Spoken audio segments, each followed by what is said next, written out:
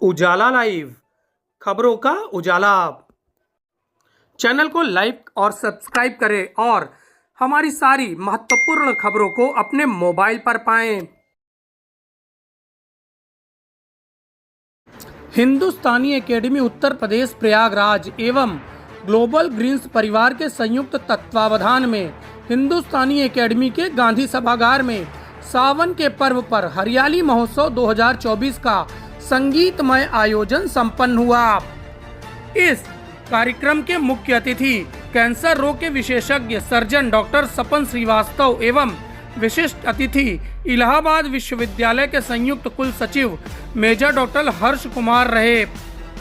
हरियाली के लिए किए जा रहे इस कार्यक्रम में हिंदुस्तानी एकेडमी के सचिव देवेंद्र प्रताप सिंह एवं ग्लोबल ग्रीन्स के अध्यक्ष सुप्रसिद्ध उद्घोषक संजय पुरुषार्थी ने प्रांगण में पौधरोपण किया।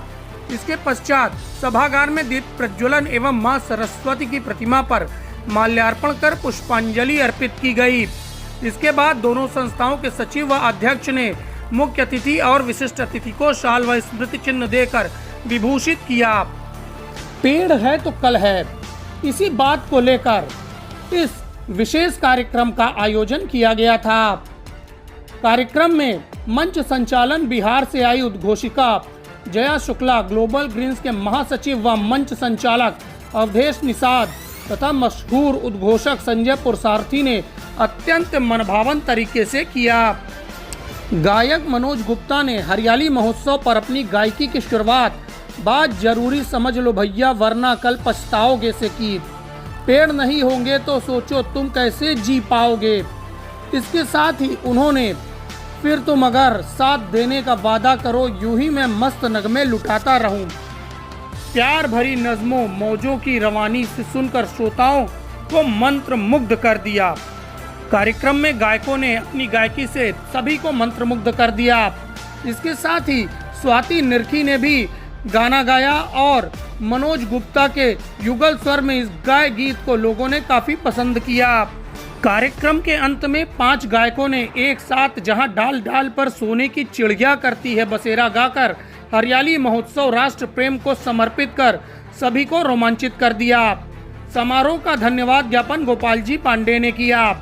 हरियाली महोत्सव में जूही श्रीवास्तव, कविता केसरवानी, सुनीता पाल, मीना केसरवानी, मंजू गौतम, रविनंदन सिंह, राम नरेश पिंडीवासा, अमित शर्मा, आयुष निषाद, शरद मिश्रा, अनूप ओझा, मनोज भट्ट, दुर्गेश कुमार सिंह, डीडी जोशी, डॉक्टर विभा मिश्रा, नवीन सिन्हा, अनुपम ललोटिया आदि प्रमुख रूप से शामिल रहे।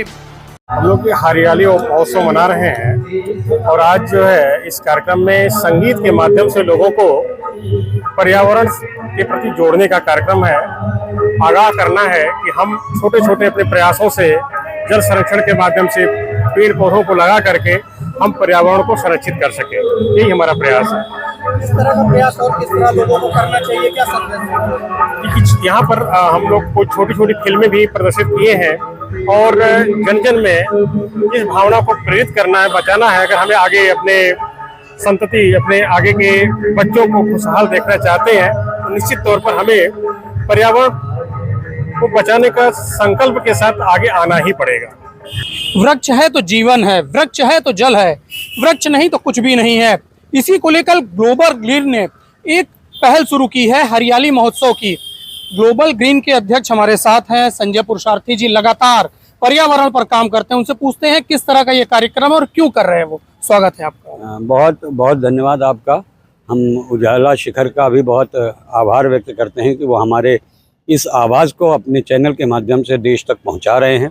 हमारा उद्देश्य हरियाली महोत्सव के माध्यम से ये है कि जन जन ये जागे कि सावन का महीना वास्तव में भगवान शंकर का महीना होता है और भगवान स्वर्ग से उतरकर, कैलाश से उतरकर इस समय हमारी भूलोक पर होते हैं और सावन में भगवान शंकर ही सृष्टि का संचालन करते हैं, क्योंकि उसके 2 ही दिन पहले भगवान विष्णु 4 मास की निद्रा के लिए चले जाते हैं। इसी तरह भगवान शंकर बहुत आसानी से हम सबको मिल सकते हैं।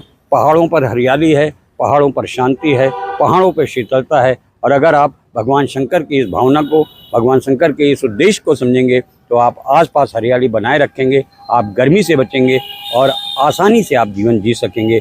ये उद्देश्य मेरा है हरियाली महोत्सव के माध्यम से।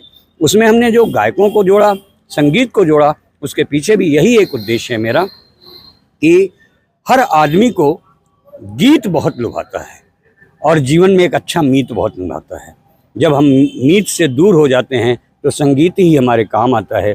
और ये संगीत वास्तव में हरियाली के माध्यम से आप कभी महसूस करके देखिए कि हवाएं जब चलती हैं तो पेड़ों पर कैसी कर्णप्रिय आवाज़ आती है। कभी नदियों से जाकर देखिए, वो अपने दर्द को कैसे बयां करती हैं कि वो खुलकर कहती हैं कि जैसे दुष्यंत कुमार की पंक्तियां मुझे याद आ रही हैं कि हो गई है पीर पर्वत सी पिघलनी चाहिए, अब हिमालय से कोई गंगा निकलनी चाहिए।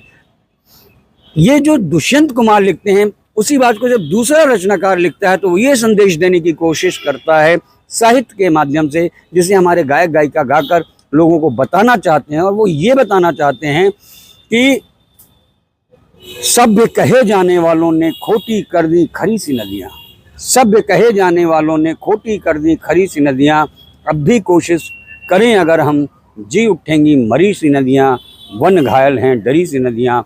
और इन सारी बातों को हम अगर आप के साथ समझ सकें, आपको समझा सकें कि जिन्हें आप लहरों का शोर कहते हैं, वो शोर नहीं है, वास्तव में एक संगीत है जिसको आपको समझना होगा।